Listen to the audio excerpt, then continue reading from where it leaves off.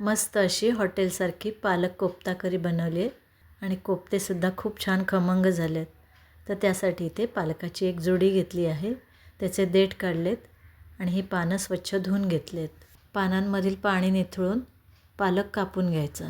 असं कापून घेतला की यामध्ये कोथिंबीर, बारीक कापलेला कांदा, किसलेलं पनीर, आलं लसूण पेस्ट टाका, चिली फ्लेक्स, काश्मीरी मिरची पावडर, तिखट मसाला, गरम मसाला, हळद, हिंग, मीठ टाकून सर्व जिन्नस व्यवस्थित मिक्स करा. धणा पावडर, जिरा पावडर, बेसन, तांदळाचे पीठ, तांदळाचं पीठ नसेल तर कॉर्नफ्लॉवर वापरलं तरी चालेल आणि हे सर्व जिन्नस पालकमध्ये सगळं व्यवस्थित मिक्स करून घ्या आणि पिठाचा चांगला गोळा बनवा. अजिबात पाण्याचा वापर करायचा नाही आणि 5 मिनटं असंच ठेवून द्या. ग्रेव्ही बनवण्यासाठी पॅन गरम करून त्यात 2 चमचे तेल टाका. अख्खा खडा मसाला, कांदा, टॅमॅटो, काजू बी, आल्याचा तुकडा, लसणीच्या पाकळ्या, मीठ, अख्खे धणे, जिरे, सफेद तीळ हे सर्व टाकून छानपैकी चांगलं परतून घ्यायचं आणि थंड करायला ठेवा. वाटण थंड होईपर्यंत या पिठापासून आपण कोफ्ते बनवूया.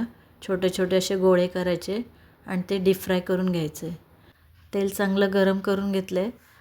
मध्यम ते मोठ्या आचेवर हे कोफ्ते फ्राय करून घ्यायचे. हे बघा मस्त असा कलर आला आहे आणि छान असे खमंग आणि कुरकुरीत झालेत. कोफ्ते असे सोनेरी रंगावर तळून घ्यायचे. असे हे कोफ्ते सॉस किंवा चटणीवर खायलासुद्धा सुरेख लागतात. आता इकडे थंड झालेलं वाटण मिक्सरला लावून वाटून घेते. त्यामध्ये काश्मीरी मिरची पावडर, तिखट आणि हळद टाकले. थोडं पाणी टाकून मस्तपैकी असं बारीक वाटून घेतलं आहे.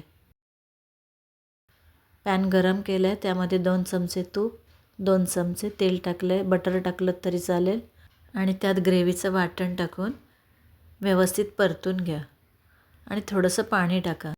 पुन्हा जरा कलरसाठी काश्मीरी मिरची पावडर टाकली आहे, थोडंसं तिखट टाकलं आहे आणि गरम मसाला टाकला आहे. आता झाकण ठेवायचं आणि 10 ते 15 मिनटात ही ग्रेव्ही मध्यम आचेवर शिजवून घ्यायची. अधूनमधून झाकण काढून ग्रेव्ही व्यवस्थित परतून घ्यायची. ग्रेव्हीला ऑइल सुटायला लागते तेव्हा ग्रेव्ही शिजत आली त्यावेळेला कसुरी मेथी चुरून टाकायची. त्यामध्ये बटर टाका, कोथिंबीर आणि थोडंसं मीठ. ग्रेव्ही तयार झाले त्यामध्ये पालक कोफ्ते टाकायचे. एक 3-4 मिनटं व्यवस्थित परतून घ्या. पालक कोफ्त्याच्या ग्रेव्हीचा सुगंध पण सुटलेला आहे. अगदी हॉटेलसारखीच झाली आहे.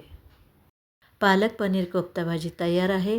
तर तुम्ही नान, चपाती, रोटीबरोबर एन्जॉय करू शकता. नक्की करून बघा. धन्यवाद.